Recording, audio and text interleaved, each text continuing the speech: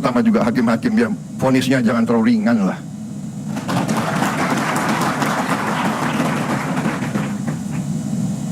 Nanti dibilang Prabowo nggak ngerti hukum lagi. Tapi rakyat pun ngerti, rakyat di pinggir jalan ngerti. Ngerampok triliunan, kalau triliunan, ratusan triliun. Vonisnya sekian tahun. Nanti jangan-jangan di penjara pakai AC, punya kulkas, pakai TV. Tolong Menteri Pemasarakatan ya, Jaksa Agung ya, naik banding nggak? Naik banding ya? Naik banding. Vonisnya ya 50 tahun begitu kira-kira. Sekjen PDI Perjuangan menitipkan beberapa dokumen kepada Ibu Koni Bakri waktu terakhir Ibu Koni pulang ke Indonesia, dan karena ada pengalaman kami mengalami kriminalisasi. Ketika ada Ibu Koni, kemudian Sekjen menitipkan beberapa dokumen dan itu sudah dibawa ke Rusia dan dinotariskan. Dan dari salinan dokumen-dokumen tersebut itu sudah menjadi bahan puluhan video yang mengungkap skandal-skandal politik ya, skandal-skandal korupsi ya, terkait penyalahgunaan wewenang, terkait juga bagaimana pelemahan KPK, kemudian korupsi-korupsi besar yang melibatkan pejabat negara, baik yang saat ini masih menjabat ataupun yang sudah tidak menjabat. Begitu, Mbak. Jadi itu ya semua bentuk dokumen, Mbak. Ada video, ada audio, ada teks ya. Itu semua dokumen-dokumen yang kami anggap otentik, orisinil dan sangat kuat ya sebagai bukti nantinya. Begitu. Kita bicara soal kepercayaan publik terhadap lembaga-lembaga negara, terhadap penegak hukum saat ini, Mbak. Misalnya kan KPK ini sudah banyak menerima laporan kasus-kasus korupsi besar ya, tapi kan tidak ada tindak lanjut. Misalnya apa yang disampaikan oleh almarhum Faisal Basri terkait dugaan ekspor ilegal biji nikel yang merugikan negara itu ratusan triliun. Bahkan sudah menyebut ada nama Bobi Nasution, ada Erlangga Hartarto ya. Videonya ini sudah beredar, tapi kan tidak ada tindak lanjut.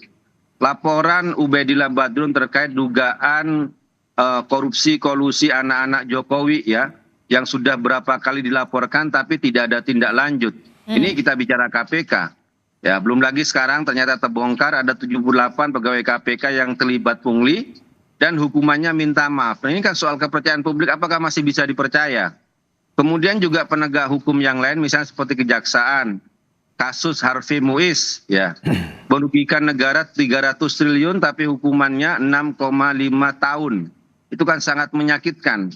Kemudian juga polisi ya, kita tahulah polisi juga bagaimana terakhir-terakhir ini terlibat dalam beberapa kasus penembakan mahasiswa yang kemudian direkayasa, kemudian ternyata terbongkar lagi soal pemerasan terhadap wisatawan Malaysia. Jadi ketika kita melihat lembaga-lembaga negara penegak hukum seperti ini, maka kami sangat berhati-hati, bahkan mungkin akan menunda kalau dokumen-dokumen, kalau laporan-laporan itu akan diserahkan kepada mereka, ini malah akan menjadi bumerang.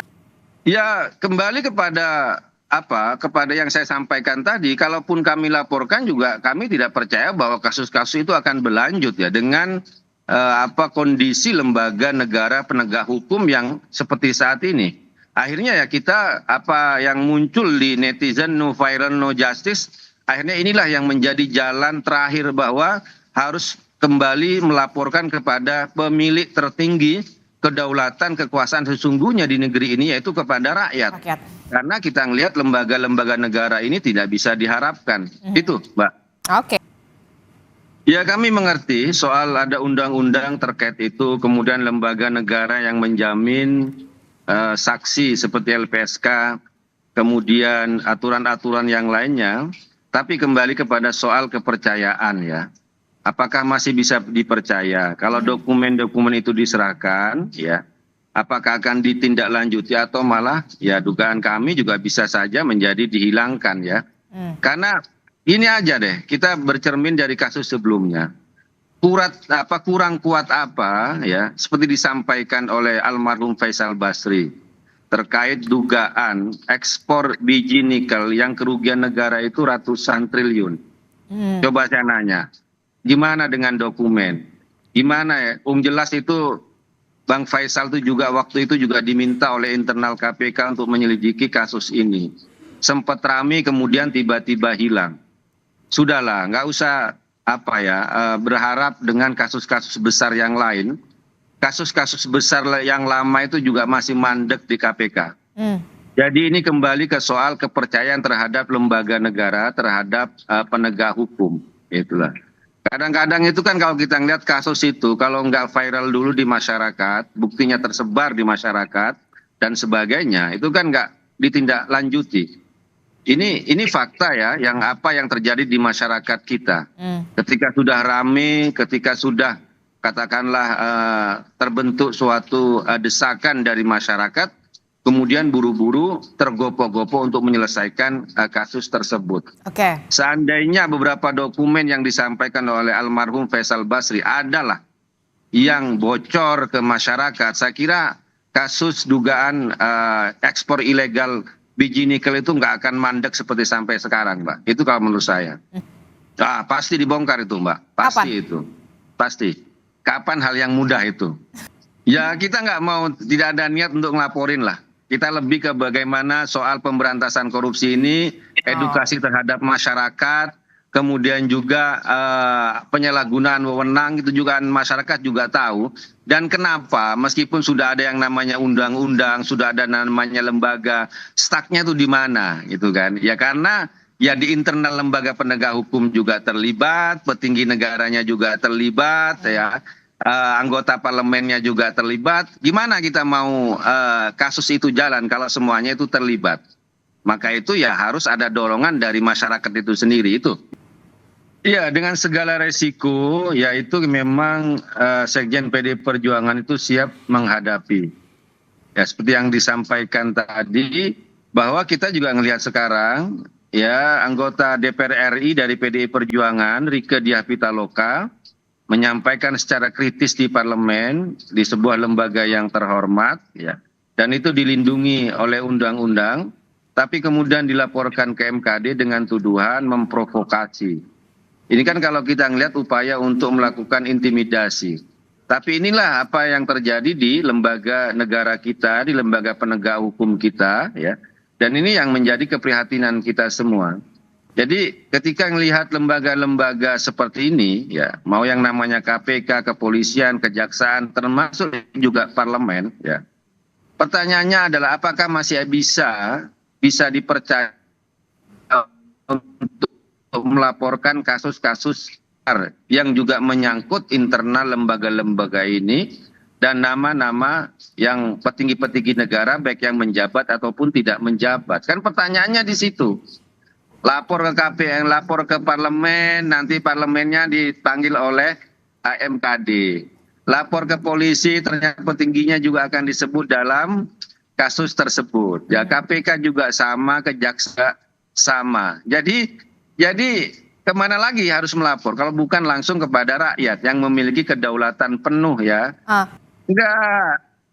Kan sebenarnya kasus-kasus yang akan nanti disampaikan tidak hanya kasus baru, Mbak. Kasus-kasus lama yang sudah pernah muncul di KPK, pernah muncul di kejaksaan, pernah muncul di kepolisian, tapi tidak ada tindak lanjut, ya kan? Ya kalau itu kan terkait, kalau ditanya kenapa dibongkar sekarang, ya kenapa KPK nggak mau bongkar? Kenapa nggak mau melanjutkan kasus-kasus tersebut? Kan di situ masalahnya kan? Nah terkait kalau yang beberapa hal yang baru itu ya ini perlawanan, Mbak. Perlawanan terhadap kriminalisasi terhadap Sekjen PDI Perjuangan, ya. Yang merasa benar-benar dikriminalisasi. Persoalan di sini lebih banyak kepada persoalan politik, bukan persoalan hukum. Kemudian juga secara berlebihan mencekal Bapak Yasona Lauli, padahal beliau baru statusnya itu adalah saksi dan nggak pernah merintangi, selalu kooperatif selama ini menjadi saksi dan nggak mungkin kabur. Tiba-tiba dicekal. Ini kan upaya untuk menggiring suatu opini, membuat drama politik ya. Yang kami tidak tahu siapa sekarang yang meremote KPK. KPK sudah menggeledah Bank Indonesia, sudah menetapkan tersangka oleh deputi penindakan, tapi kemudian lewat jubirnya itu diralat. Jadi siapa yang meremote KPK gitu? Nah, itu pertanyaan sekarang, Mbak, yang terjadi gitu loh.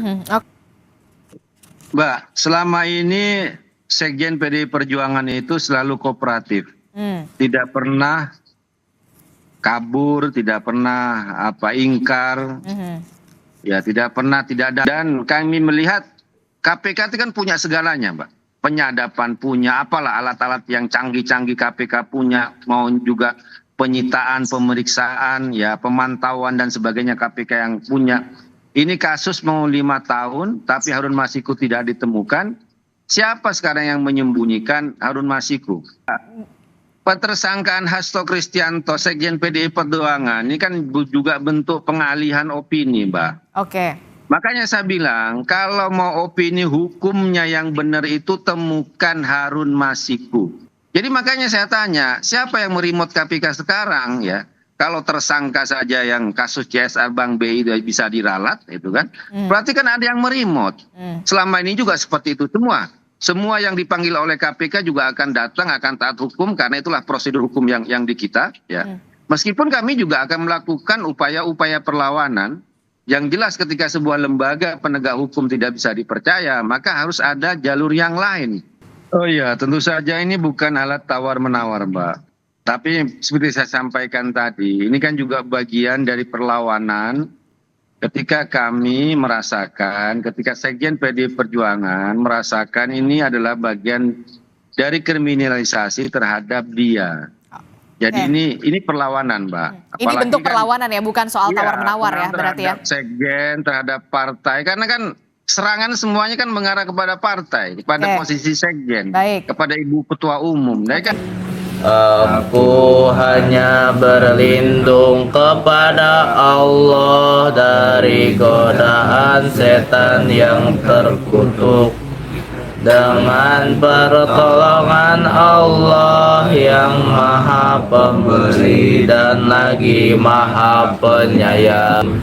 Sungguh beruntung orang-orang yang beriman, yaitu orang yang khusyuk dalam sholatnya dan orang yang menjauhkan diri dari perbuatan dan perkataan yang tidak berguna, dan orang yang menunaikan pembersihan diri, dan orang yang memelihara kemaluannya kecuali terhadap istri-istri mereka atau hamba sahaya yang mereka miliki, maka sesungguhnya mereka tidak tercela. Tetapi barang siapa mencari di balik itu jinah dan sebagainya, maka mereka itulah orang-orang yang melampaui batas, dan sungguh beruntung orang yang memelihara amanah-amanah dan janjinya, serta orang yang memelihara sholatnya.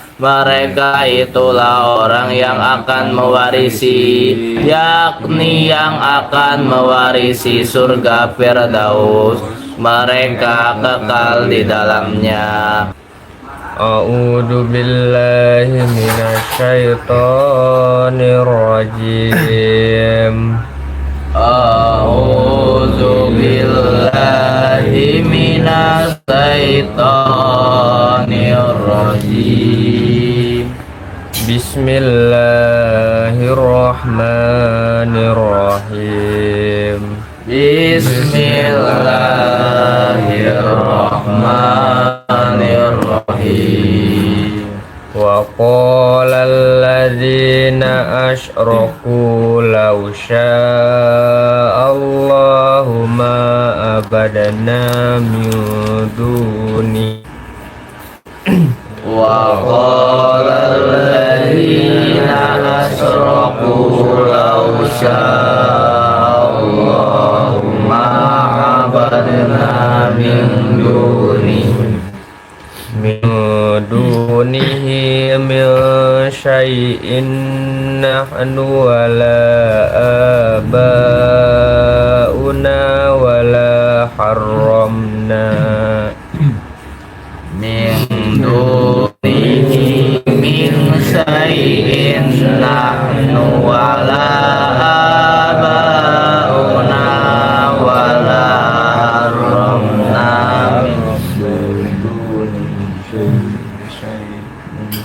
wala haramna min dunihi min syai' wala haramna min dunihi min syai' kadzalika fa'ala alladzina min qablihim kadzalika fa'ala alladzina min qablihim fahal ala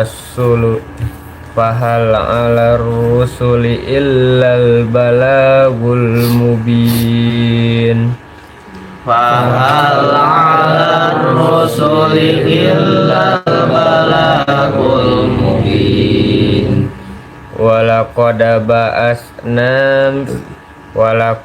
ba'asna fi kulli ummatin rasulan an i'budullaha wajtanibu walaqad ba'asna fi kulli ummatin rasulan an i'budullaha wajtanibu ani abudullaha wajtanibut tagut ani abudullaha wajtanibut tagut faminhum man hadallahu wa minhum man haqqat alaihi dulah Amin.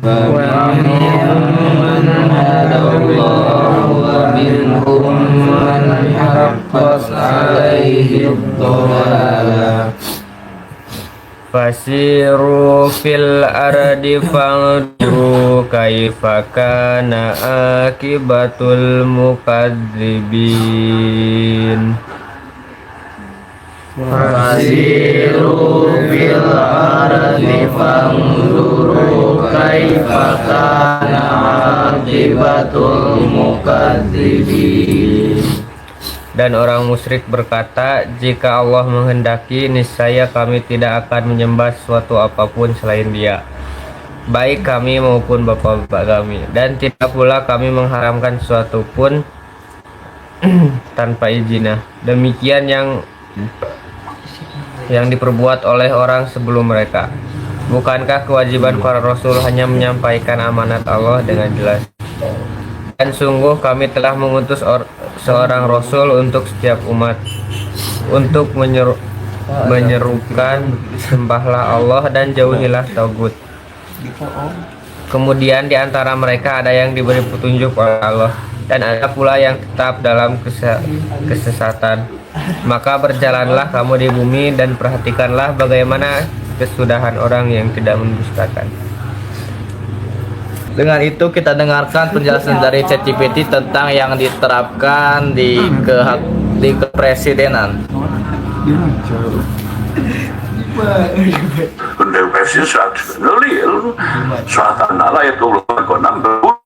Ayat ini Paulin وقال الذين أشركوا لو شاء الله ما عبدنا من دونه من شيء نحن ولا آباؤنا ولا حرمنا من دونه من شيء كذلك فعل الذين من قبلهم فهل على الرسل إلا بلاغ المبين. Dan musyrik berkata, jika Allah menghendaki, niscaya kami tidak akan menyembah selain Dia, baik kami maupun nenek moyang kami, dan kami tidak mengharamkan semuanya. Demikianlah yang diperbuat orang-orang sebelum mereka. Bukan para rasul hanya menyampaikan amanat Allah dengan jelas. وَلَقَدْ بَعَثْنَا فِي كُلِّ أُمَّةٍ رَسُولًا أَنِ اعْبُدُوا اللَّهَ وَاجْتَنِبُوا الطَّاغُوتَ فَمِنْهُمْ مَنْ هَدَى اللَّهُ وَمِنْهُمْ مَنْ حَقَّتْ عَلَيْهِ فَسِيرُوا فِي الْأَرْضِ فَانظُرُوا كَيْفَ كَانَ aqibatul mukadzibin. Dan sungguh kami telah mengutus seorang rasul pada setiap umat untuk menyerukan sembahlah Allah dan jauhilah tagut. Maka di antara umat itu ada yang diberi petunjuk oleh Allah dan ada pula yang pasti dalam kesesatan. Maka berjalanlah kamu di muka bumi dan bagaimana kesudahan orang-orang yang mendustakan. Tafsir mendalam 1. 5. Kritikan terhadap dalih orang musyrik. Orang syirik sering berdalih bahwa penyembahan mereka terhadap selain Allah adalah kehendaknya, sehingga mereka merasa tidak bersalah. Mereka menyatakan bahwa jika Allah tidak ridha, maka dia tidak akan membiarkan perbuatan tersebut terjadi. Namun Allah menegaskan bahwa argumen ini hanyalah alasan kosong yang diulang-ulang oleh umat terdahulu yang juga membangkang kepada para rasul. Kewajiban para rasul hanyalah menyampaikan wahyu jelas, jawab atas penolakan atau dosa-dosa kaumnya. Firman ini mengingatkan bahwa manusia diberikan akal dan kebebasan untuk memilih antara kebenaran dan kebatilan. Namun ada pilihan yang dibuat. 2. Ayat 36, serta universal para nabi. Allah menegaskan setiap umat telah diutus seorang rasul dengan misi yang sama, yaitu mengajak untuk menyembah Allah saja dan menjauhi takut segala bentuk penyembahan selain Allah. Takut mencakup semua bentuk kekuasaan, aturan, atau kepercayaan yang melampaui atau menyalahi ketuhanan Allah. Di antara manusia, ada yang menerima petunjuk Allah dan menjadi pengikut Rasul, tetapi ada pula yang menolak dan tersesat. Ayat ini menutup dengan peringatan agar manusia mengajarkan dari kehancuran umat terdahulu yang mendustakan para Rasul. Penerapan kepresidenan. Prinsip-prinsip dari ayat ini dalam konteks pemerintahan, khususnya kepresidenan, antara lain. 1. Penyembahan hanya kepada Allah. Pemimpin harus memastikan kebijakan hukum dan arah pemerintahan tidak bertentangan dengan ajaran tauhid. Dalam konteks modern, ini berarti menjunjung tinggi keadilan, integritas, dan menjauhkan diri dari korupsi atau penyalahgunaan kekuasaan yang menjadi berhala modern. 2. Menolak tagut dalam segala bentuknya. Kepresidenan harus menjauhi bentuk tagut modern seperti kekuasaan yang melampaui batas, penghambaan kepada kepentingan asing yang merugikan rakyat, atau pengesahan aturan yang bertentangan dengan syariat. 3. Amanah Rasul, penyampaian yang jelas dan transparan. Ayat ini mengingatkan bahwa tugas utama seorang pemimpin adalah menyampaikan kebenaran dengan jelas, sebagaimana Rasul menyampaikan wahyu. Pemimpin harus transparan kepada rakyat dan bertindak sebagai pelayan masyarakat, bukan sebagai penguasa otoritas. Mengambil pelajaran dari sejarah. Ayat ini memerintahkan agar pemimpin belajar dari sejarah, terutama kehancuran bangsa-bangsa yang menolak kebenaran.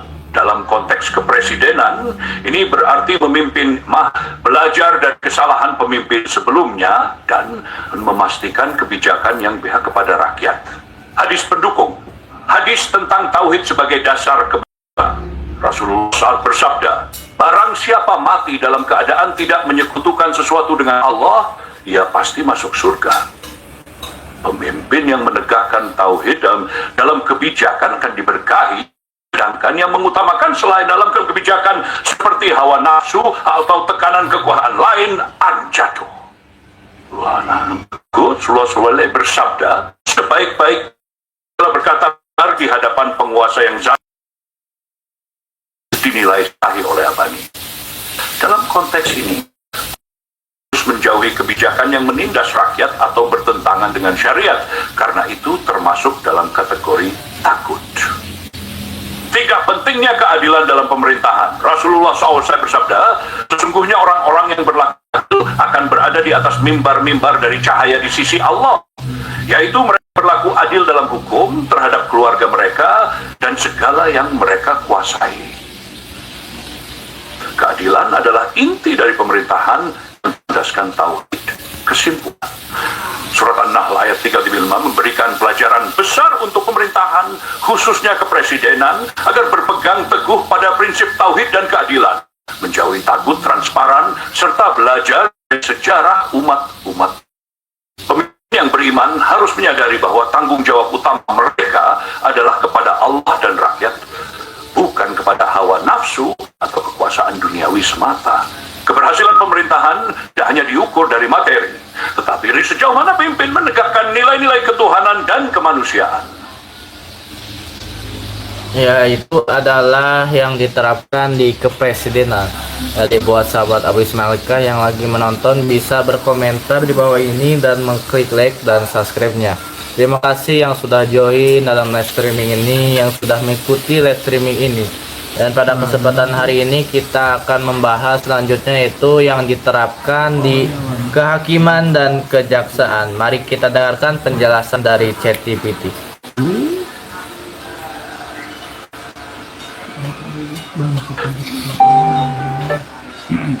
Ayat syuhab benar dari orang-orang musyrik.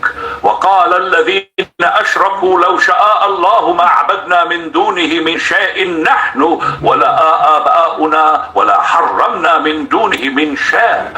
Kadzalika fa'ala alladhina min qablihim fahal 'ala ar-rusul illa al-balaghul mubin. Dan orang-orang musyrik berkata, jika Allah menghendaki, niscaya kami tidak akan menyembah selain Dia, baik kami maupun nenek moyang kami. Niscaya kami tidak mengharamkan sesuatu pun. Ya, izinlah orang-orang surga. Kewajiban Rasul hanya menyampaikan Allah dengan jelas, seruan universal untuk menjauhi takut. Walaqad ba'athna fi kulli ummatin rasulan an i'budullaha wajtanibut taghut. Faminhum man hadallahu wa minhum man haqqat 'alayhi ad-dalalah.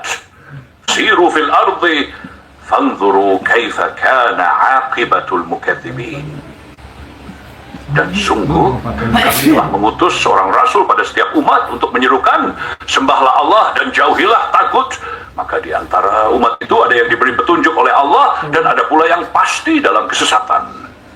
Maka berjalanlah kamu di muka bumi dan perhatikanlah bagaimana kesudahan orang-orang yang mendustakan rasul-rasul. Tafsir dan penerapan ayat pada kehakiman dan kejaksaan. Saido. Makna ayat dalam konteks penegakan hukum.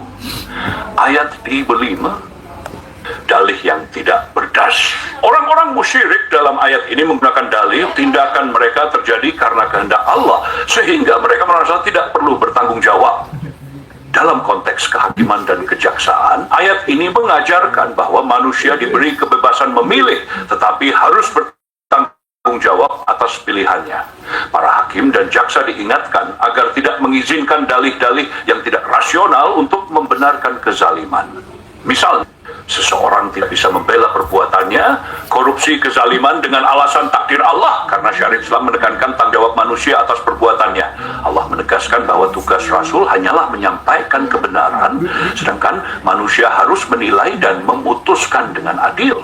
Dua ayat tagut dan tegakkan keadilan. Tagut dalam ayat ini berarti segala bentuk kekuasaan, hukum atau peraturan yang melampaui atau menyalahi ketuhanan Allah.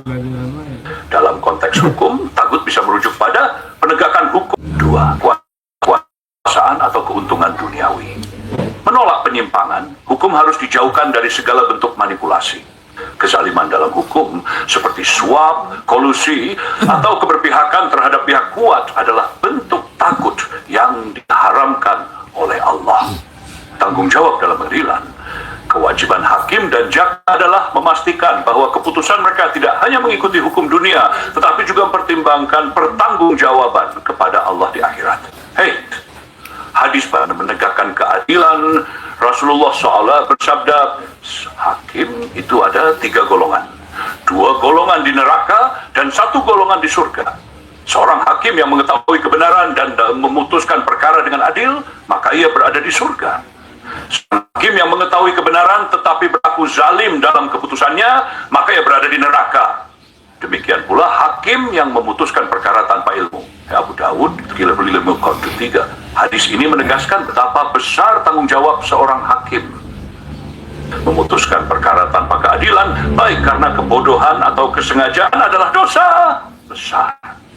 Larangan suap, Rasulullah Allah bersabda, melaknat orang yang suap, orang yang menerima suap, dan orang yang menjadi perantara di antara kedua itu dinilai sahih oleh Al-Albani. Dalam konteks ini, hakim dan jaksa diingatkan agar tidak tergoda oleh uang atau kekuasaan yang dapat merusak keadilan. Suap adalah bentuk nyata dari takut dalam hukum. 3. Keutamaan menegakkan keadilan. Rasulullah bersabda, sesungguhnya orang-orang yang berlaku adil akan berada di atas mimbar-mimbar dari cahaya di sisi Allah, yaitu mereka yang berlaku adil dalam hukum terhadap keluarga mereka dan segala yang mereka kuasai. Keadilan dalam hukum adalah jalan menuju ridha Allah, sedangkan ketidakadilan adalah jalan menuju kehancuran. 4. Peringatan dari sejarah umat terdahulu. Allah memerintahkan untuk mengambil pelajaran dari kehancuran umat-umat terdahulu yang mendustakan kebenaran. Dalam konteks kehakiman, ini menjadi peringatan keras. Negara yang tidak menegakkan keadilan akan runtuh meskipun kuat secara ekonomi atau militer. Khalifah Umar bin Abdul Aziz berkata, keadilan adalah fondasi dari kekuasaan. Negara tanpa keadilan hanya menunggu kehancurannya. Hakim dan jaksa seamanah, tapi kesalahan dalam menegakkan hukum dapat menyebabkan kerusakan sistemik. Dalam sejarah Islam, korupsi dalam lembaga hukum sering jadi awal kehancuran suatu pemerintahan. Surat An-Nahl ayat 36 memberikan panduan mendalam bagi kehakiman dan kejaksaan. 1. Tauhid dan keadilan sebagai dasar penegakan hukum. Hakim dan jaksa harus memutuskan perkara berdasarkan hukum yang adil dan sesuai dengan nilai-nilai ilahiyah. 2. Jauhi takut dalam bentuk manipulasi hukum. Penyalahgunaan kekuasaan, suap, dan keputusan tidak adil adalah bentuk nyata dari takut. Allah memerintahkan agar takut ini dijauhi dalam setiap aspek hukum. 3. Pertanggungjawaban kepada Allah. Semua keputusan hukum tidak hanya dipertanggungjawabkan di dunia, tetapi juga di akhirat. Rasulullah memperingatkan bahwa hakim yang zalim akan dihukum berat. Belajar dari kehancuran umat terdahulu, sejarah mengajarkan bahwa kezaliman dalam hukum menjadi penyebab utama kehancuran suatu bangsa. Penegak hukum yang tidak adil akan membawa masyarakat pada kerusakan dan kehancuran. Dengan demikian, kehakiman dan kejaksaan yang berpijak pada ajaran ini akan menjadi instrumen penting untuk menciptakan masyarakat yang adil dan diridhai Allah. Ya, itu adalah penjelasan dari ChatGPT, yaitu yang diterapkan di kehakiman dan kejaksaan. Yang lagi menonton bisa berkomentar dengan pertanyaan-pertanyaan yang disampaikan oleh sahabat Abu Ismail Al-Hikah. Kalau ada yang berkomentar, nanti langsung dijawab oleh ChatGPT. Dan selanjutnya kita akan mendengarkan penjelasan dari ChatGPT yang diterapkan di kepolisian. Mari kita dengarkan penjelasan dari ChatGPT. Didengarkan. San ayat anehnya itu yang berkaitan dengan prinsip dasar dalam tauhid. Namun Jamalfian tatun Latin sek utaksir. Surat An-Nahl besar. وقال الذين أشركوا لو شاء الله ما عبدنا من دونه من شيء نحن ولا آباؤنا ولا حرمنا من دونه من شيء كذلك فعل الذين من قبلهم فهل على الرسل إلا البلاغ المترجمان. Dan orang-orang musyrik berkata, jika Allah menghendaki, niscaya kami tidak akan menyembah sesuatu apapun selain Dia, baik kami maupun nenek moyang kami, dan tidak pula kami mengharamkan sesuatu apapun tanpa izinnya. Demikianlah yang dilakukan orang-orang sebelum mereka. Bukankah kewajiban para rasul hanya menyampaikan amanat Allah dengan jelas? Ulangan surat An-Nahl ayat 7. Walaqad ba'athna fi kulli ummatin rasulan an ya'budu Allah wajtanibu at-taghut faminhum man hada Allah wa minhum man haqqat 'alayhi ad-dalalah fasiru fil ardi fanzuru kaifa kana 'aqibatul mukaththibin. Terjemahan. Dan sungguh kami telah mengutus seorang rasul untuk setiap umat untuk menyerukan, sembahlah Allah dan jauhilah takut. Di antara mereka ada yang diberi petunjuk oleh Allah dan ada pula yang telah pasti kesesatan baginya. Maka berjalanlah di bumi dan perhatikanlah bagaimana kesudahan orang-orang yang mendustakan rasul. Tafsir surat An-Nahl ayat 36 secara umum. Ayat-ayat ini menyatakan beberapa prinsip penting. 1. Penolakan alasan orang musyrik. Orang-orang musyrik seringkali berdalih bahwa jika Allah menghendaki, mereka tidak akan berbuat syirik atau menyembah selain Allah. Namun dalih ini ditolak dalam ayat ini. Allah menegaskan bahwa manusia memiliki kebebasan memilih dalam berbuat kebaikan atau keburukan. Tugas Rasul hanyalah menyampaikan risalah Allah. 2. Setiap umat mendapat utusan. Ayat 36 menegaskan bahwa Allah telah mengutus Rasul pada setiap umat dengan misi yang sama. Sembahlah Allah dan jauhilah takut. Takut adalah segala sesuatu yang disembah selain Allah atau yang menghalangi seseorang dari jalannya. 3. Petunjuk dan kesesatan. Allah memberikan petunjuk kepada siapa yang dikehendakinya, dan sebagian manusia memilih untuk tetap berada dalam kesesatan. Hal ini menunjukkan adanya kehendak bebas ikhtiar pada manusia. 4. Peringatan akibat pendustaan. Ayat ini juga mengajak untuk melihat akibat buruk yang menimpa orang terdahulu yang mendustakan rasul-rasul mereka. Kaitannya dengan prinsip kepolisian. Dalam konteks kepolisian, ayat ini bisa diterapkan dalam beberapa prinsip. 1. Tanggung jawab penyampai kebenaran. Tugas utama para rasul adalah menyampaikan kebenaran dan memperingatkan manusia dari kesalahan. Begitu juga kepolisian memiliki tugas menyampaikan hukum, keadilan, dan melindungi masyarakat. Kepolisian berperan dalam menegakkan hukum dan memperingatkan masyarakat dari segala bentuk tagut modern seperti korupsi, kriminalitas, kezaliman, dan penyimpangan. Menolak dalih dan alasan. Ayat ini juga menekankan bahwa dalih tidak akan menyelamatkan seseorang dari hukuman atau tanggung jawab. Orang-orang musyrik menyalahkan takdir untuk membenarkan kesalahan mereka, sebagaimana masyarakat terkadang menggunakan alasan yang tidak logis untuk membenarkan tindakan melawan hukum. Kepolisian harus tegas dalam membantah setiap upaya pembenaran tindakan yang salah dan memastikan bahwa hukum ditegakkan tanpa alasan yang menyimpang. 3. Petunjuk kesadaran hukum. Seperti dalam ayat 36, kepolisian berperan dalam memberikan petunjuk dan edukasi kepada masyarakat tentang hukum yang benar dan bagaimana menjauhi perbuatan melanggar hukum. Namun, seperti halnya dalam ayat ini, ada sebagian orang yang tetap memilih untuk melawan hukum. Hal ini adalah konsekuensi dari pilihan bebas manusia. Menegakkan keadilan dan memperingatkan. Kepolisian juga berfungsi seperti para rasul dalam konteks peringatan dan konsekuensi.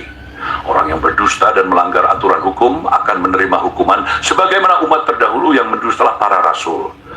Hadis sahih yang mendukung tafsir. Hadis tentang tanggung jawab menyampaikan, Rasulullah bersabda, sampaikan dariku walau 1 ayat. Untuk ayat 6. Hadis ini menggarisbawahi kewajiban menyampaikan kebenaran baik oleh para nabi maupun pemimpin, termasuk penegak hukum. Hadis tentang menegakkan keadilan. Rasulullah SAW bersabda, sesungguhnya orang-orang yang adil di sisi Allah kelak di atas mimbar dari cahaya adalah orang-orang yang berbuat adil dalam hukum mereka, dalam keluarga mereka, dan dalam apa yang mereka pimpin. Kepolisian sebagai penegak hukum harus menegakkan keadilan secara menyeluruh dan tidak memihak. 3. Hadis tentang menjauhi tagut. Bersabda, barang siapa yang berkata la ilaha illallah dan mengingkari segala yang disembah selain Allah, maka hartanya dan darahnya terjaga kecuali dengan hak Islam dan hisabnya terserah kepada Allah. Angkun dalam konteks modern, tagut bisa berupa korupsi, penyalahgunaan kekuasaan, atau ketidakadilan hukum. Kesimpulan, tafsir surat An-Nahl ayat 35-6 memberikan prinsip dasar bagi kepolisian dalam menegakkan hukum dan keadilan. 1. Tugas utama kepolisian seperti Rasul adalah menyampaikan kebenaran dan menegakkan hukum. 2.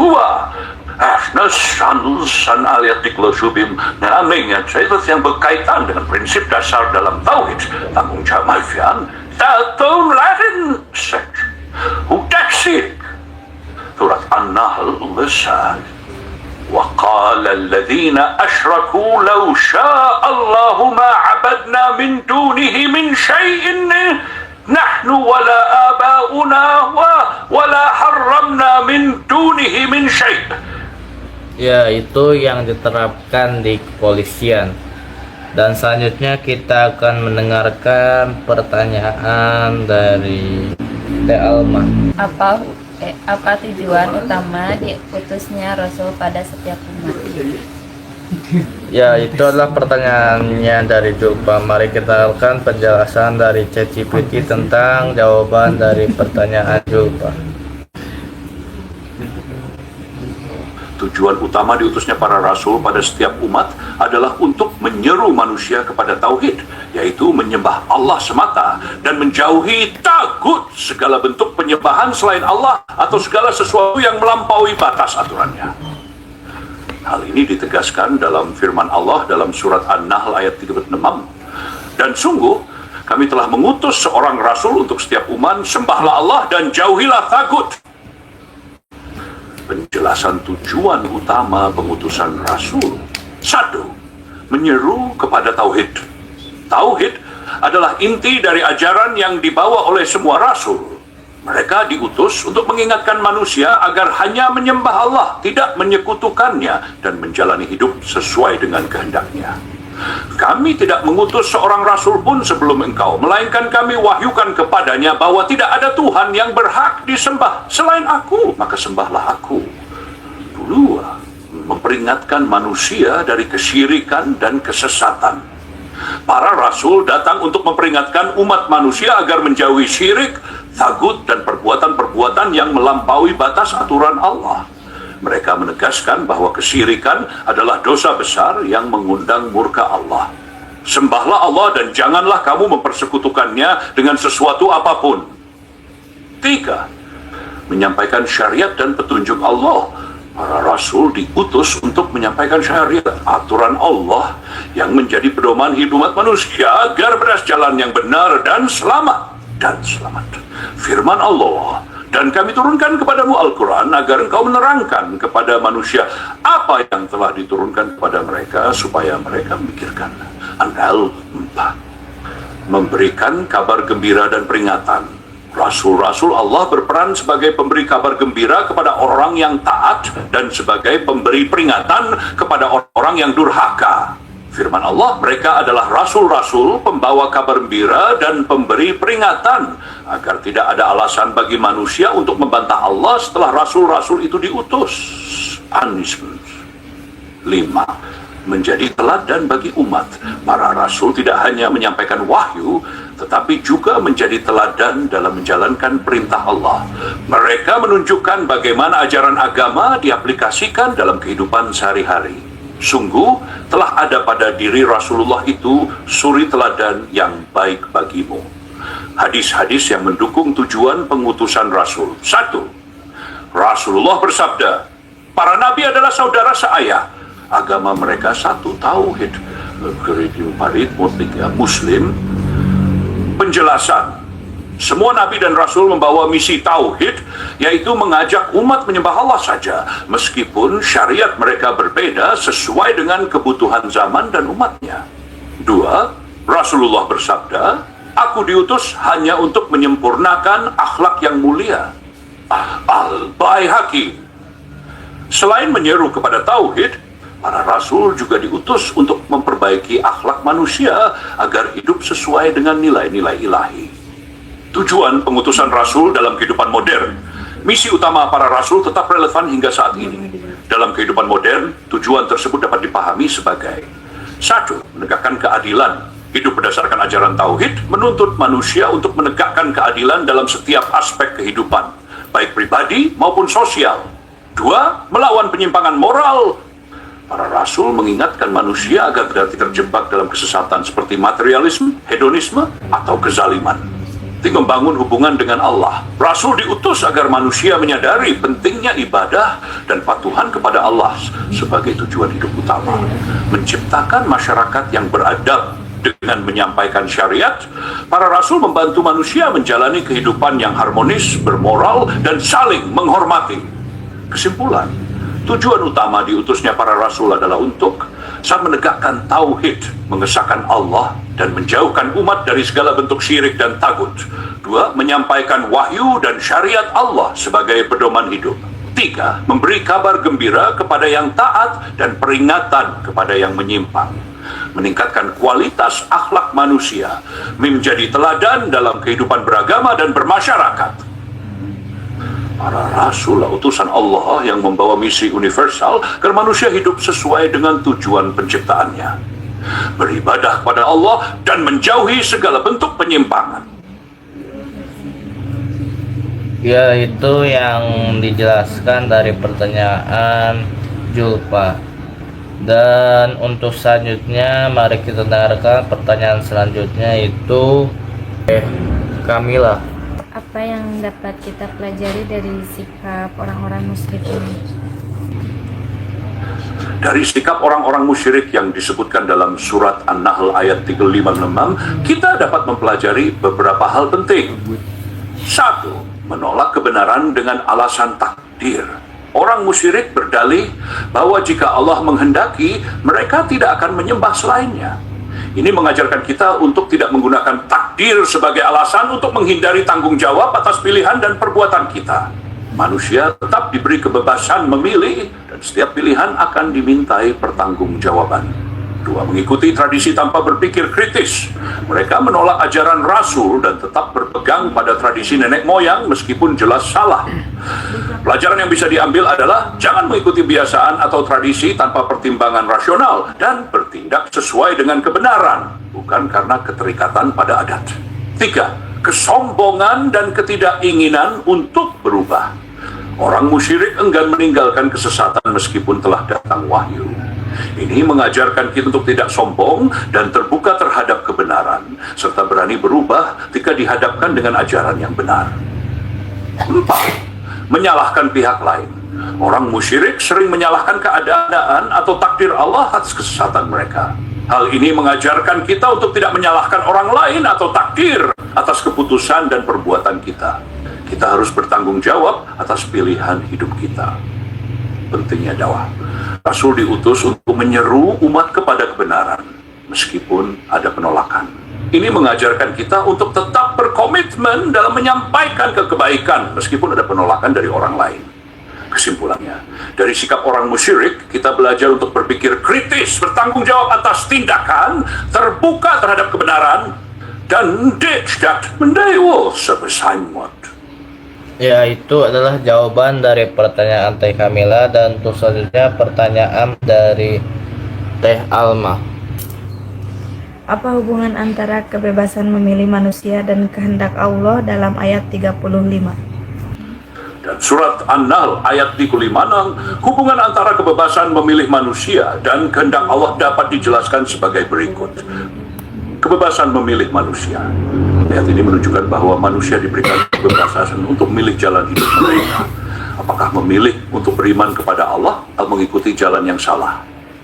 Orang musyrik beralasan bahwa jika Allah menghendaki, mereka akan menyembah selainnya. Ini menunjukkan bahwa manusia memiliki kemampuan untuk memilih, meskipun mereka menyalahgunakan kebebasan itu. 2. Kehendak Allah. Allah Maha Mengetahui dan Maha Kuasa, dan segala sesuatu terjadi dengan kehendaknya. Namun meskipun Allah mengetahui apa yang akan dipilih oleh manusia, Allah memberikan mereka kebebasan untuk memilih.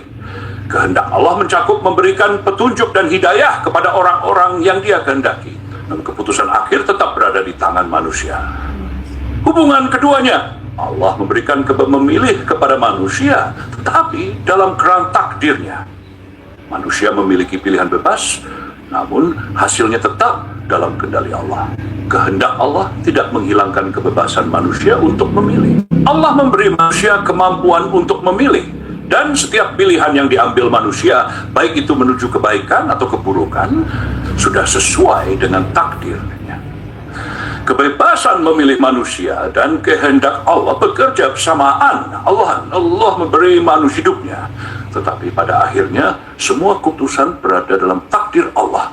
Manusia bertanggung jawab atas pilihannya, dan meskipun segala sesuatu terjadi berdasarkan kehendak Allah. Ya, itu pertanyaan dan jawaban dari pertanyaan Teh Alma. Dan untuk selanjutnya pertanyaan dari Alpan.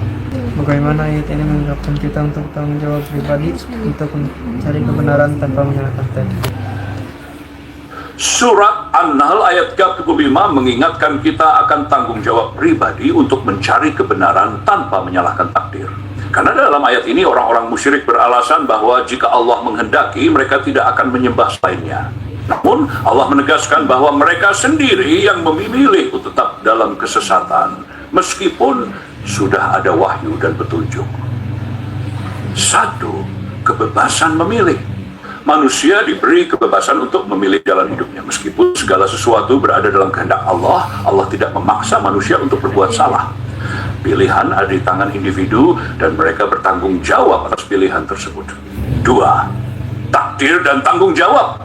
Takdir Allah memang berlaku, tetapi itu tidak berarti bahwa tidak menjawab atas pilihan kita. Menggunakan takdir sebagai alasan untuk tidak mencari kebenaran adalah bentuk penyalahgunaan kebebasan yang diberikan Allah. Tiga, mencari kebenaran. Ayat ini mengingatkan kita untuk berusaha mencari kebenaran, bukan sekadar menerima nasib atau keadaan. Setiap individu harus berusaha memahami wahyu Allah dan memilih untuk mengikuti jalan yang benar tanpa menyalahkan takdir atau keadaan yang ada. Kesimpulan, ayat ini mengajarkan bahwa kebenaran adalah pilihan yang harus dicari dengan usaha dan kesungguhan.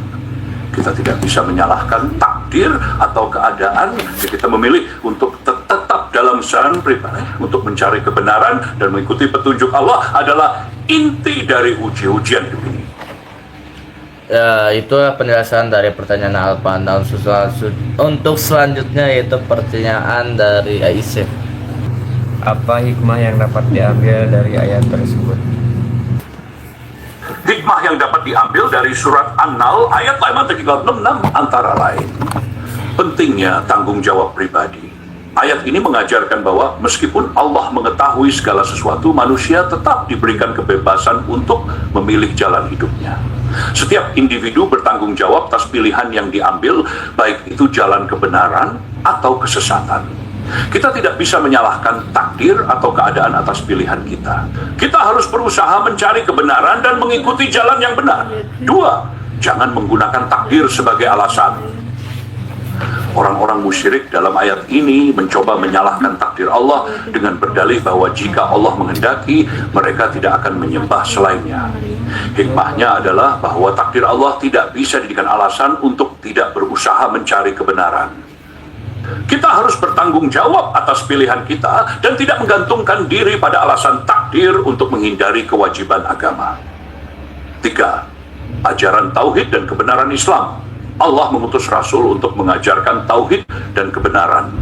Dan meskipun ada penolakan dari sebagian orang, wahyu tetap disampaikan. Hikmahnya adalah kita harus terus memperjuangkan kebenaran, meskipun ada yang menolak atau tidak setuju. Menyebarkan ajaran yang benar dan mengingatkan orang lain tentang kebenaran adalah tugas setiap umat Islam. Pentingnya kesadaran spiritual. Ayat ini juga mengingatkan kita untuk membangun kesadaran spiritual, yaitu untuk selalu berpikir dan bertindak sesuai dengan ajaran agama, bukan berdasarkan kebiasaan atau tradisi yang salah. Kita harus menghindari penyembahan selain Allah dan tetap berada di jalur yang benar. 5. Hikmah dalam menghadapi penolakan. Orang-orang musyrik menolak wahyu Allah dan berpegang pada tradisi mereka meskipun sudah ada petunjuk yang jelas. Hikmahnya adalah bahwa kita harus siap menghadapi penolakan atau tantangan ketika menyampaikan kebenaran. Tetapi kita harus tetap konsisten dan tidak menyerah dalam menyampaikan dakwah dan kebaikan. Kesimpulan, dari ayat ini kita dapat mengambil hikmah untuk berusaha mencari kebenaran. Sudah tersebut tadi sebagai selo akan berpegang teguh pada tauhid. Kita menjadi diingatkan untuk terus berusaha meskipun ada penolakan demi tanggung jawab dalam hidup. Ya, itu adalah penjelasan dan jawaban dari pertanyaan Aisyah. Dan untuk selanjutnya pertanyaan dari Ajamil. Mengapa kaum musyrik menggunakan takdir sebagai alasan untuk menyekutukan Allah? Kaum musyrik dalam surat An-Nahl ayat 35 menggunakan takdir sebagai alasan untuk menyekutukan Allah karena mereka beranggapan bahwa segala sesuatu yang terjadi termasuk perbuatan mereka dalam menyembah selain Allah sudah menjadi takdir Allah. Mereka mengklaim bahwa jika Allah menghendaki, mereka tidak akan menyembah selainnya. Ini menunjukkan mereka mencoba menghindari tanggung jawab pribadi atas tindakan mereka dengan menyalahkan takdir. Alasan mereka menggunakan takdir sebagai alasan. Satu, menyalahkan takdir untuk menghindari pertanggungjawaban. Kaum musyrik ingin menghindari tanggung jawab atas kesalahan mereka dalam menyekutukan Allah. Dengan mengatakan bahwa jika Allah menghendaki mereka tidak akan berbuat demikian, mereka berusaha menjustifikasi perbuatan syirik mereka. Padahal Allah memberikan manusia kebebasan memilih untuk menerima atau menolak petunjuknya. Dua, kesalahan pemahaman tentang takdir. Mereka salah memahami konsep takdir. Meskipun Allah mengetahui segalanya dan segala sesuatu terjadi dengan kehendaknya, itu tidak berarti Allah memaksa mereka untuk berbuat kesesatan. Allah memberi kebebasan kepada manusia untuk memilih antara mengikuti kebenaran atau berbuat salah. Takdir tidak menghilangkan kebebasan memilih. Tiga, keterikatan pada tradisi. Kaum musyrik seringkali terjebak dalam tradisi nenek moyang mereka dan menolak perubahan meskipun ada wahyu yang datang. Mereka menggunakan alasan takdir untuk mempertahankan keyakinan dan perbuatan mereka yang telah menjadi kebiasaan, meskipun jelas salah dan bertentangan dengan ajaran tauhid. 4. Kesombongan dan penolakan terhadap hidayah. Orang-orang musyrik merasa sombong dan enggan menerima hidayah yang dibawa oleh Rasul. Mereka lebih memilih untuk menyalahkan takdir daripada mengakui bahwa mereka memiliki kebebasan untuk menerima kebenaran dan bertobat dari kesyirikan. Kesimpulan, kaum musyrik menggunakan takdir sebagai alasan untuk menyekutukan Allah karena mereka ingin menghindari tanggung jawab atas perbuatan mereka.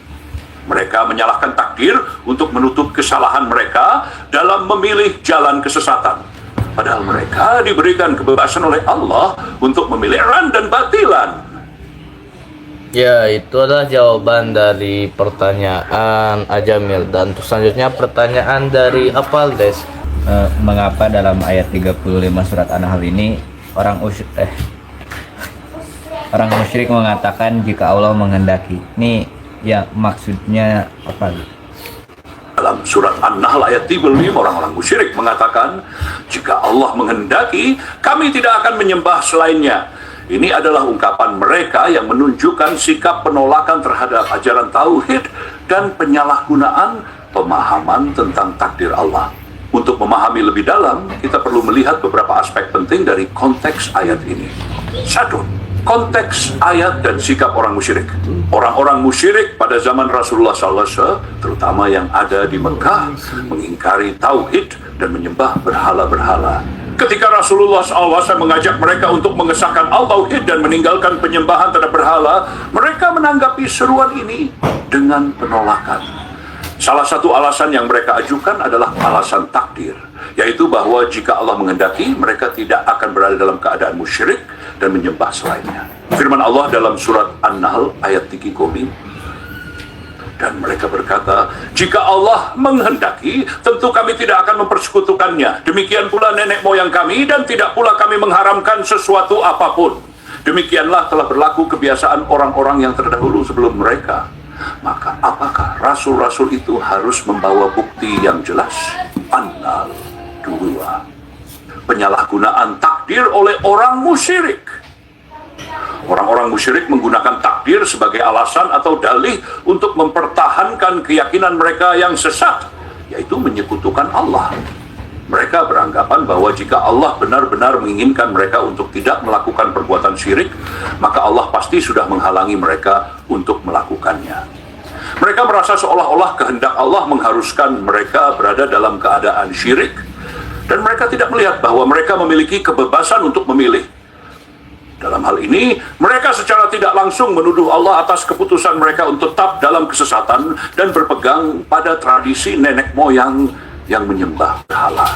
Mereka berusaha membebaskan diri dari tanggung jawab pribadi atas perbuatan mereka dengan alasan bahwa jika Allah menghendaki, mereka pasti akan mengikuti petunjuknya dan tidak menyekutukannya. 3. Kebebasan memilih versus takdir Allah. Pernyataan orang musyrik ini juga menunjukkan pemahaman yang salah tentang hubungan antara kebebasan memilih manusia dan kehendak Allah. Mereka menganggap bahwa jika sesuatu itu sudah menjadi takdir Allah, maka mereka tidak bertanggung jawab atas pilihan mereka. Padahal dalam Islam, takdir bukan berarti bahwa Allah memaksa manusia untuk berbuat sesuatu melainkan Allah mengetahui apa yang akan dipilih oleh hambanya dan telah menetapkan takdir tersebut berdasarkan ilmunya yang maha luas. Namun, manusia tetap memiliki kebebasan untuk memilih antara kebaikan dan keburukan, dan mereka bertanggung jawab atas pilihan mereka. Penggunaan takdir untuk menghindari tanggung jawab dengan mengatakan, jika Allah menghendaki, kami tidak akan mempersekutukannya. Kaum musyrik sebenarnya sedang hindari tanggung jawab pribadi atas perbuatan mereka. Mereka merasa tidak perlu bertanggung jawab atas tindakan mereka dalam menyekutukan Allah, karena menurut mereka itu adalah bagian dari takdir Allah. Mereka seolah-olah berkata bahwa mereka terpaksa berbuat syirik, meskipun pada kenyataannya Allah memberikan mereka kebebasan menjalani hidup mereka, termasuk untuk menerima atau menolak petunjuknya. 5. Penjelasan dalam hadits-hadits sahih. Dalam berbagai hadits yang sahih, kita dapat melihat bahwa takdir Allah tidak menghilangkan kebebasan manusia untuk memilih dan bertindak. Satu hadits yang relevan dalam konteks ini adalah hadits yang menjelaskan bahwa setiap orang akan dihisab, diperhitungkan sesuai dengan perbuatannya, meskipun Allah sudah mengetahui segalanya sebelumnya. Hadits dari Rasulullah, setiap kamu adalah pemimpin dan setiap pemimpin akan dimintai pertanggungjawaban atas apa yang dipimpinnya. Hadis ini mengajarkan kita bahwa meskipun Allah sudah mengetahui takdir kita, setiap individu tetap bertanggung jawab atas pilihannya. Manusia diberikan kebebasan untuk memilih antara benar atau kesesatan, dan mereka akan dimintai pertanggungjawaban atas pilihan-pilihan tersebut. Pengertian takdir dalam Islam mencakup dua hal. Takdir ilahi, segala sesuatu yang telah ditentukan Allah yang tidak dapat diubah oleh manusia. Ini mencakup segala sesuatu yang terjadi di alam semesta ini, seperti waktu hidup, ajal, rezeki, dan sebagainya. Kebebasan memilih, meskipun Allah menetapkan takdirnya, manusia tetap diberikan kebebasan untuk memilih antara yang benar dan salah, dan mereka bertanggung jawab atas pilihan tersebut. Allah mengajarkan dalam Al-Quran bahwa takdir tidak boleh menjadi alasan untuk menghindari kewajiban atau dosa. Manusia tetap diberikan kewajiban moral untuk memilih jalan yang benar, beriman kepada Allah dan mengikuti ajarannya, dan menjauhi kebatilan, syirik, dosa, dan kemungkaran. Pelajaran dari sikap orang musyrik. Dari pernyataan orang musyrik yang mengaitkan takdir dengan kesesatan mereka, kita dapat mengambil beberapa pelajaran. Takdir tidak bisa dijadikan alasan untuk menghindari tanggung jawab. Setiap individu memiliki kebebasan untuk memilih dan bertanggung jawab atas pilihan mereka. Allah tidak memaksa manusia untuk berbuat syirik. Allah memberikan kebebasan memilih dan petunjuknya sudah jelas. Jika seorang memilih jalan syirik, itu adalah pilihannya sendiri, bukan takdir yang memaksa. Penyalahgunaan takdir oleh orang musyrik menunjukkan pentingnya memahami takdir dengan benar, bahwa takdir bukan alasan untuk tidak berusaha mencari kebenaran dan mengikuti petunjuk Allah. Kaum musyrik dalam surat An-Nahl ayat 35 menggunakan takdir sebagai alasan untuk menyekutukan Allah karena mereka ingin menghindari tanggung jawab pribadi atas perbuatan syirik mereka. Mereka beranggapan bahwa jika Allah menghendaki, mereka tidak akan berbuat demikian. Padahal diberikan kebebasan untuk memilih jalan hidup mereka. Takdir Allah bukanlah alasan untuk tidak berusaha mencari kebenaran dan mengikuti petunjuknya. Manusia tetap bertanggung jawab atas pilihan mereka, meskipun Allah sudah mengetahui segala sesuatu. Alhamdulillahirobbilalamin. Kita ini ya ada tafsir mengenai robot ya, luar biasa. Jadi tafsir Al-Quran melalui robot, yang tentu saja ini dilakukan setiap hari. Ya, jangan lupa subscribe, jangan lupa dibagikan ya kepada teman-teman, bahwa tafsir Al-Quran melalui robot ini dikerjakan setiap hari, setiap jam 5 ya, sampai jam 6.30. Saya juga ingin bertanya ya, saya ingin bertanya, bagaimana ayat ini diterapkan dalam kehidupan berorganisasi, ya. Surat An-Nahl ayat 35 yang berbunyi, dan mereka berkata, jika Allah menghendaki, tentu kami tidak akan mempersekutukannya. Demikian pula nenek moyang kami, dan tidak pula kami mengharamkan sesuatu apapun. Demikianlah telah berlaku kebiasaan orang-orang yang terdahulu sebelum mereka. Maka apakah rasul-rasul itu harus membawa bukti yang jelas? Ayat ini menggambarkan sikap orang musyrik salah menyalahkan takdir atas perbuatan mereka yang salah, yakni syirik. Mereka menganggap bahwa jika Allah menghendaki, mereka tidak akan melakukan perbuatan syirik tersebut. Mereka menggunakan alasan takdir untuk membenarkan kesalahan mereka, padahal mereka diberi kebebasan untuk memilih jalan hidup yang benar.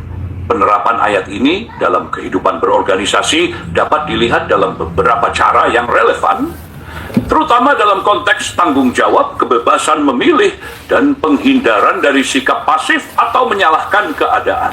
1. Tanggung jawab dalam organisasi. Dalam kehidupan berorganisasi, setiap anggota memiliki tanggung jawab terhadap keputusan dan tindakan yang diambil. Ayat ini mengingatkan kita bahwa meskipun kita berada dalam sebuah organisasi, kita tidak bisa menyalahkan takdir atau keadaan atas keputusan buruk yang dibuat dalam organisasi. Contoh penerapan. Jika sebuah organisasi mengalami kegagalan atau kesalahan dalam mencapai tujuannya, anggota atau pemimpin organisasi tidak boleh menyalah takdir atau keadaan tanpa melakukan evaluasi atas kesalahan yang terjadi. Misalnya, jika ada masalah dalam manajemen atau komunikasi, jangan hanya menganggap itu sebagai takdir yang tidak dapat diubah, tetapi evaluasi kembali strategi dan tindakan yang sudah diambil. Setiap anggota organisasi tetap bertanggung jawab atas peran dan kontribusinya dalam mencapai tujuan organisasi. Hadits sahih Rasulullah SAW bersabda, setiap kalian adalah pemimpin, dan setiap pemimpin akan dimintai pertanggungjawaban atas apa yang dipimpinnya. Hadits ini mengingatkan setiap pemimpin dalam organisasi bahwa mereka bertanggung jawab atas keputusan dan tindakan yang diambil, serta atas keadaan yang ada dalam organisasi mereka. 2. Kebebasan memilih dan keputusan dalam organisasi. Seperti dalam ayat ini, meskipun Allah mengetahui segala sesuatu dan menetapkan takdir, manusia tetap diberikan kebebasan untuk memilih dan bertindak. Dalam organisasi, hal ini mengajarkan bahwa setiap keputusan yang diambil, baik itu dalam konteks manajerial, operasional, atau kebijakan, merupakan hasil dari pilihan yang dibuat oleh individu atau kelompok dalam organisasi tersebut. Contoh penerapan. Jika ada keputusan yang diambil dalam organisasi yang berisiko atau tidak efektif, kita tidak bisa hanya beralasan bahwa itu adalah takdir atau keadaan yang tidak bisa diubah. Sebaliknya, kita perlu menganalisis pilihan-pilihan yang ada, belajar dari pengalaman, dan berusaha membuat keputusan yang lebih baik di masa depan. Keberhasilan dan kegagalan dalam organisasi sangat bergantung pada keputusan yang dibuat oleh setiap anggotanya. 3. Hindari sikap menyalahkan takdir. Orang-orang musyrik dalam ayat ini menggunakan alasan takdir, keadaan, dan menghindari tanggung jawab ini. Dalam organisasi, kita seringkali menghadapi tantangan atau masalah yang muncul akibat keputusan yang tidak tepat. Namun, kita tidak bisa mengandalkan takdir atau menyalahkan faktor eksternal tanpa berusaha untuk memperbaiki kondisi. Contoh penerapan. Jika sebuah proyek dalam organisasi gagal atau tidak sesuai rencana, jangan hanya menganggap itu sebagai nasib atau takdir yang buruk. Sebagai gantinya, lakukan evaluasi yang objektif dan identifikasi kesalahan-kesalahan yang terjadi. Lihat apa yang bisa diperbaiki, apakah itu dalam perencanaan, komunikasi, atau eksekusi, dan lakukan tindakan perbaikan. Ini adalah bagian dari tanggung jawab kolektif dalam organisasi. Hadits Rasulullah bersabda, sesungguhnya Allah tidak akan merubah keadaan suatu kaum hingga mereka merubah keadaan yang ada pada diri mereka sendiri. Hadits ini mengingatkan kita bahwa perubahan atau perbaikan dalam organisasi hanya bisa terjadi jika kita berusaha untuk merubah diri dan mengambil tindakan yang benar, bukan hanya pasrah pada keadaan. 4. komitmen untuk berusaha dan tidak pasrah pada takdir. Dalam ayat ini, orang-orang musyrik menganggap bahwa jika Allah menghendaki, mereka tidak akan mempersekutukannya. Ini menunjukkan sikap pasrah yang salah. Dalam kehidupan berorganisasi, kita harus menyadari bahwa keberhasilan atau kegagalan dalam organisasi ini tergantung pada usaha dan kerja keras yang dilakukan oleh seluruh anggota. Tidak ada ruang untuk pasrah tanpa usaha. Ketika organisasi menghadapi kesulitan atau tantangan, anggota organisasi harus tetap komitmen untuk berusaha menghadapinya dengan cara yang produktif. Misalnya, jika sebuah organisasi mengalami masalah keuangan, bukannya hanya beralasan bahwa itu adalah takdir atau keadaan yang tidak bisa diubah, organisasi tersebut harus usaha mencari solusi melalui perencanaan yang matang, pengelolaan keuangan yang baik, dan upaya peningkatan pendapatan. 5. Memimpin dengan contoh. Pemimpin dalam organisasi harus menjadi contoh bagi anggotanya. Sama seperti orang tua dalam keluarga, seorang pemimpin harus memberikan teladan yang baik, terutama dalam menghadapi tantangan dan membuat keputusan. Sebagaimana ayat ini menunjukkan bahwa orang-orang musyrik yang menyalahkan takdir tidak mau bertanggung jawab atas perbuatan mereka, seorang pemimpin yang baik dalam organisasi tidak akan menghindari tanggung jawab dan akan memimpin dengan bijaksana. Hadits sahih, Rasulullah bersabda, seorang pemimpin yang baik adalah yang memberikan contoh yang baik kepada orang-orang yang dipimpinnya. Hadits ini mengajarkan bahwa seorang pemimpin harus menjadi contoh yang baik dalam bertindak, berkomunikasi, dan dalam membuat keputusan yang tepat. Kesimpulan, penerapan surat An-Nahl ayat 35 dalam kehidupan berorganisasi mengajarkan kita untuk bertanggung jawab atas keputusan yang diambil dalam organisasi tanpa menyalahkan takdir atau keadaan. 2. Menyadari bahwa setiap anggota organisasi memiliki kebebasan untuk memilih dan bertindak sesuai dengan tujuan organisasi. 3. Menghindari sikap pasrah dengan alasan takdir dan berusaha untuk memperbaiki kesalahan dengan langkah yang konstruktif. 4. Menjadi pemimpin yang baik dengan memberikan teladan yang positif bagi anggota organisasi. Setiap keputusan dan tindakan dalam organisasi merupakan hasil dari usaha bersama yang harus dipertanggungjawabkan. Dan takdir bukan alasan untuk tidak berusaha atau memperbaiki keadaan. Ya, itu adalah pertanyaan pertama dari Pak Ismail Satrianto Angga Praja. Dan selanjutnya kita dengarkan pertanyaan kedua dari Pak Ismail Satrianto Angga Praja dan akan diakhiri. Alhamdulillahirrabbilalamin. Bagaimana ayat ini diterapkan di pegawai perusahaan dalam mendorong untuk meningkatkan pendapatan? Surat An-Nahl ayat 35 yang berbunyi, dan mereka berkata, jika Allah menghendaki, tentu kami tidak akan mempersekutukannya, demikian pula nenek moyang kami, dan tidak pula kami mengharamkan sesuatu apapun. Demikianlah telah berlaku kebiasaan orang-orang yang terdahulu sebelum mereka. Maka apakah rasul-rasul itu harus membawa bukti yang jelas? Dalam konteks pekerjaan di perusahaan, ayat ini dapat diterapkan untuk mengingatkan pegawai agar tidak mengandalkan takdir atau alasan pasrah tanpa usaha dalam menghadapi tantangan dan mencapai tujuan, seperti dalam hal meningkatkan pendapatan perusahaan. Kaum musyrik dalam ayat ini menggunakan alasan takdir untuk menghindari tanggung jawab atas tindakan mereka. Namun dalam kehidupan profesional, takdir bukanlah alasan untuk tidak berusaha atau untuk tidak meningkatkan kinerja. 1. Tidak menggunakan takdir sebagai alasan untuk tidak berusaha. Ayat ini mengingatkan kita bahwa meskipun Allah sudah mengetahui segala sesuatu dan menetapkan takdirnya, manusia tetap memiliki kebebasan untuk berusaha. Pegawai perusahaan tidak harusnya menganggap bahwa pendapatan perusahaan yang rendah atau kinerja yang kurang baik adalah takdir yang tidak bisa diubah, melainkan mereka harus berusaha dengan keras untuk meningkatkan kinerja dan mencari cara-cara baru untuk meningkatkan pendapatan. Penerapan di perusahaan. Pegawai atau tim tidak boleh beralasan bahwa penurunan pendapatan atau stagnasi adalah takdir yang tidak dapat diubah. Sebaliknya, mereka harus berinovasi dan bekerja lebih untuk meningkatkan pendapatan perusahaan. Setiap pegawai harus melakukan yang terbaik dalam peran dan tanggung jawabnya, mencari peluang yang dapat meningkatkan hasil kerja dan memberikan kontribusi nyata terhadap perusahaan. Hadits sahih, Rasulullah bersabda, "Jika kamu berusaha dengan sungguh-sungguh, maka kamu akan meraih hasil yang diinginkan, meskipun takdir Allah tetap berlaku."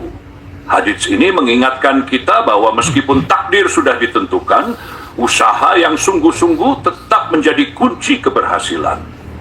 Mengambil tanggung jawab dan inisiatif untuk meningkatkan pendapatan.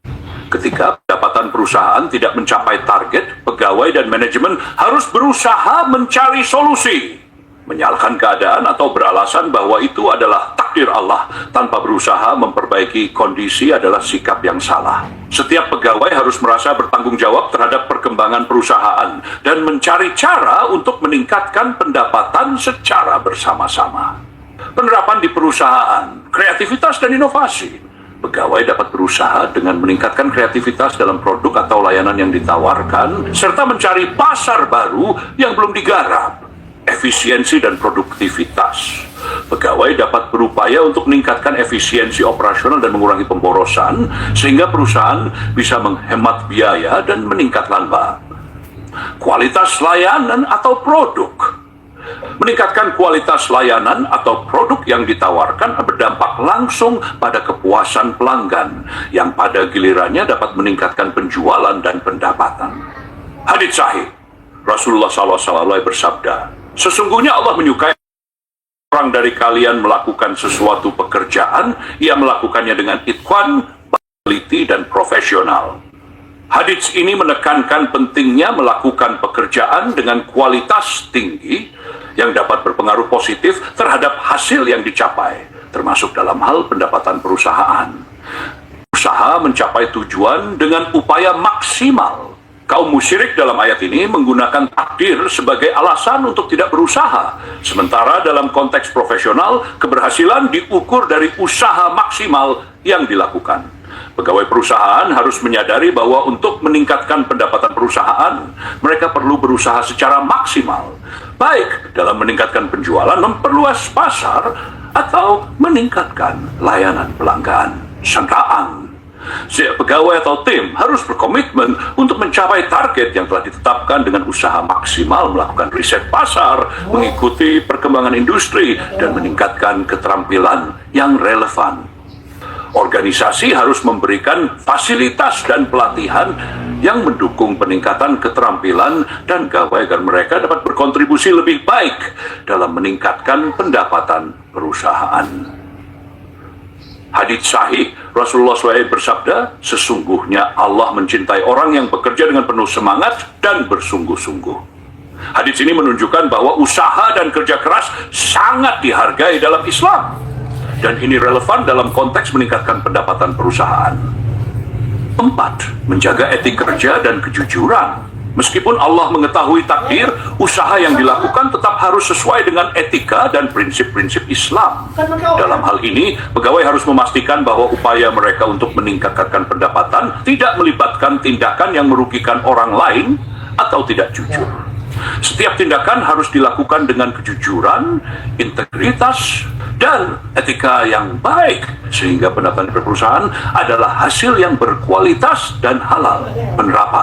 Penerapan pegawai harus bekerja dengan jujur dan amanah, tidak terlibat dalam praktik curang atau tidak etis seperti penipuan atau manipulasi data demi keuntungan pribadi atau perusahaan. Kepuasan pelanggan harus menjadi prioritas, dan setiap pegawai harus memberikan pelayanan terbaik untuk membangun reputasi perusahaan yang baik. Hadits Sahihullah bersabda, "Penipuan itu tidak termasuk dalam golongan umatku." Hadits ini mengajarkan kita untuk selalu menjaga kejujuran dalam pekerjaan dan bisnis, yang merupakan bagian penting dalam membangun pendapatan perusahaan yang halal dan berkah. Penerapan surat An-Nahl ayat ke-5 dalam pekerjaan di perusahaan mengajarkan kita mengejarkan takdir dan dalam al-jaqah dalam hal pencapaian kebaikan, tetapi untuk berusaha maksimal.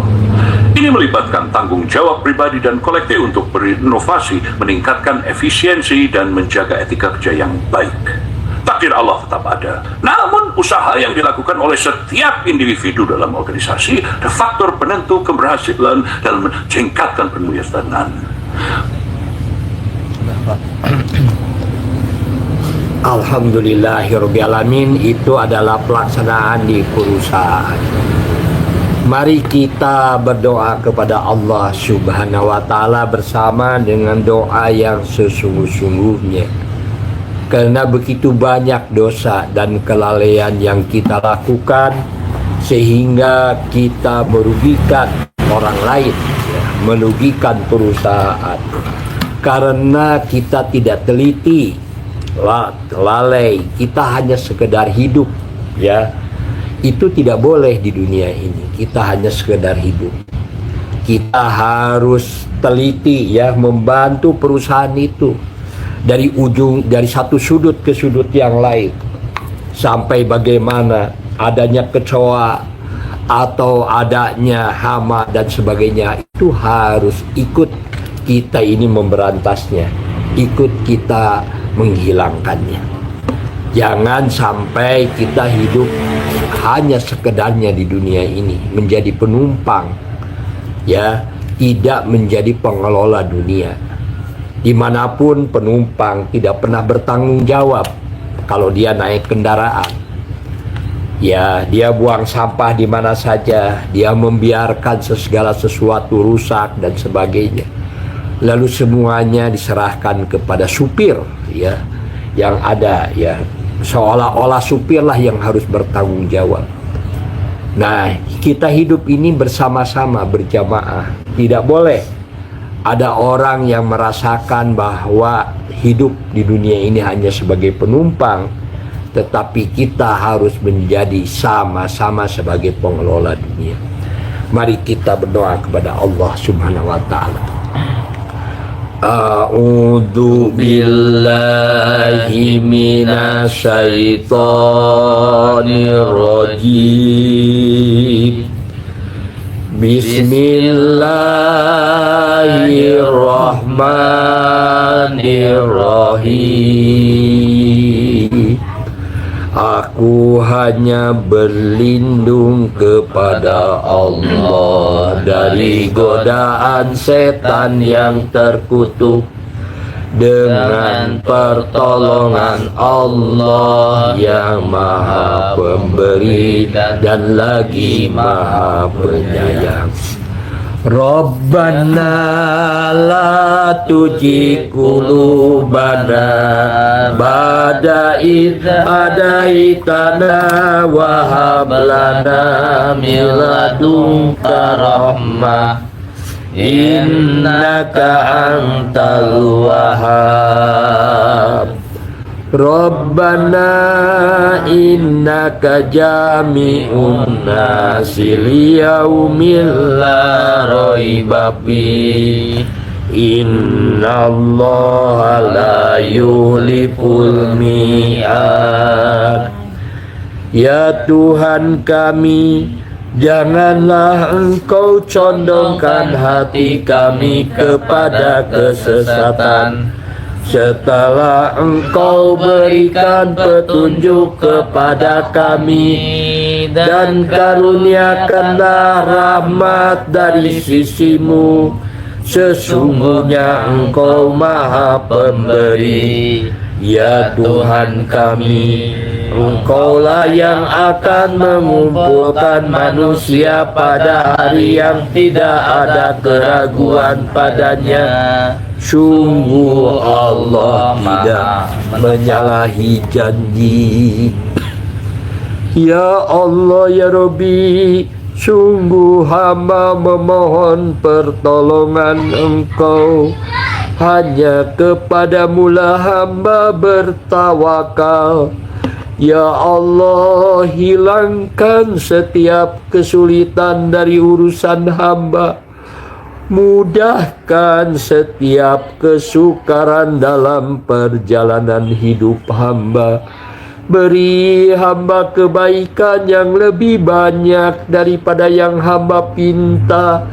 Hindarkanlah hamba dari kejahatan. Ya Allah, ya Rabbi, lapangkan dada hamba, mudahkan urusan hamba. Sungguh hamba memohon perlindungan dan penjagaan Engkau atas diri hamba, agama hamba, keluarga, dan kerabat hamba di dunia dan di akhirat. Hamba memohon pula perlindungan dan penjagaan Engkau atas semua anugerah yang telah Kau limpahkan kepada hamba dan orang-orang yang beriman. Lindungi kami semua dari keburukan. Amin, ya Allah. Semoga Kau limpahkan sholawat dan kesejahteraan kepada Muhammad, keluarga dan sahabat-sahabatnya. Amin ya Allah.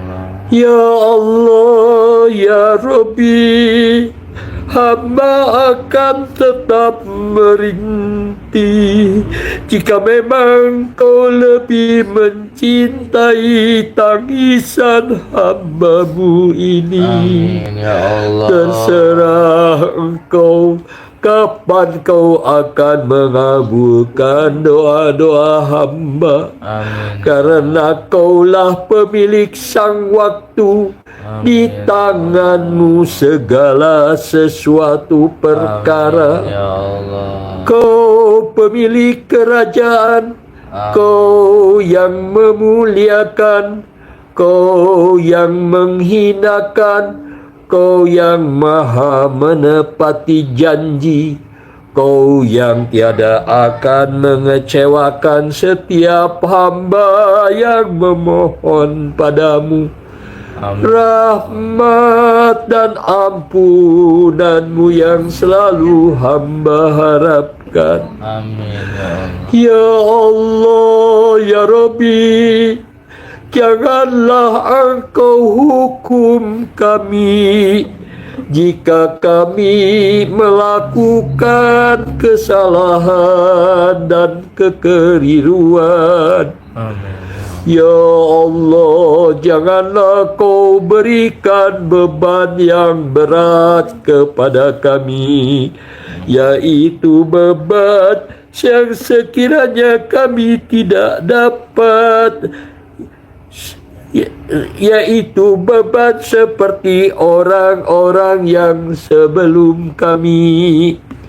Ya Allah, janganlah Kau berikan beban yang berat kepada kami, yaitu beban yang sekiranya kami tidak dapat memikulnya. Hapuslah dosa-dosa kami, ampuni kami. Sungguh Engkau Maha Penolong.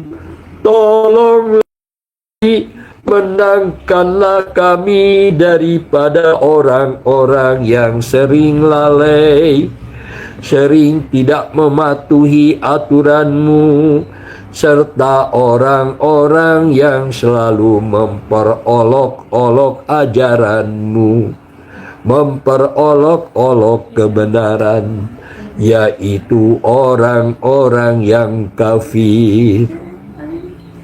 Ya Allah, ya Rabbi, ampuni hamba, ampuni kedua orang tua hamba, sayangi mereka seperti mereka menyayangi hamba di waktu hamba masih kecil.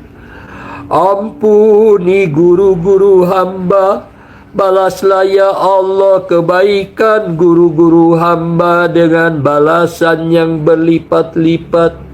Jadikan ya Allah kebaikan guru-guru hamba menjadi penolong kehidupannya di dunia dan menjadi penolong kehidupannya di akhirat. Ya Allah, jika rezekiku masih di atas langit, maka turunkanlah. Amin. Jika rezekiku masih ada di bawah bumi, maka keluarkanlah. Jika rezekiku masih jauh, maka dekatkanlah. Jika rezekiku sukar, maka permudahlah. Jika rezekiku sedikit, maka perbanyaklah. Jika rezekiku banyak, maka berkahilah. Jika rezekiku tidak baik, maka baikkanlah dan halalkanlah. Ya Allah, ya Rabbi, ampuni hamba.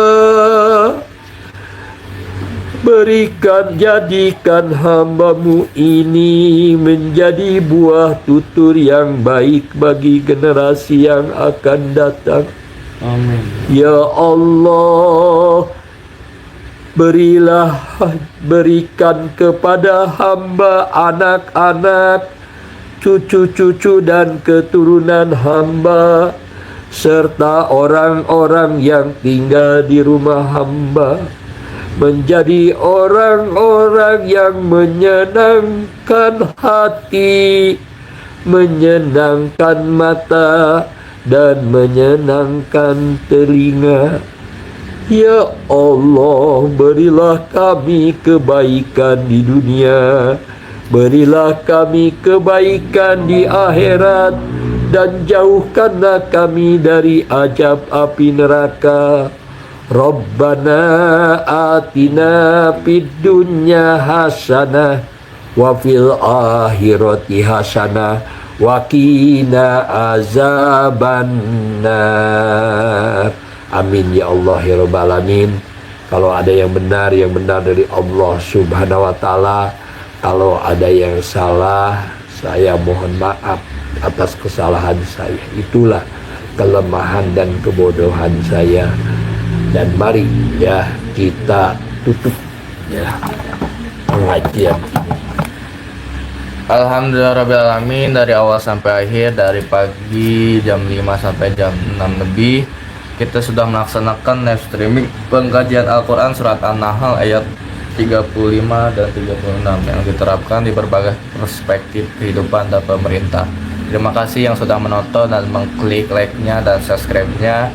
Mari kita akhiri dengan Bisa bersama Ismail Satrianto. Anggap aja. Assalamualaikum warahmatullahi wabarakatuh.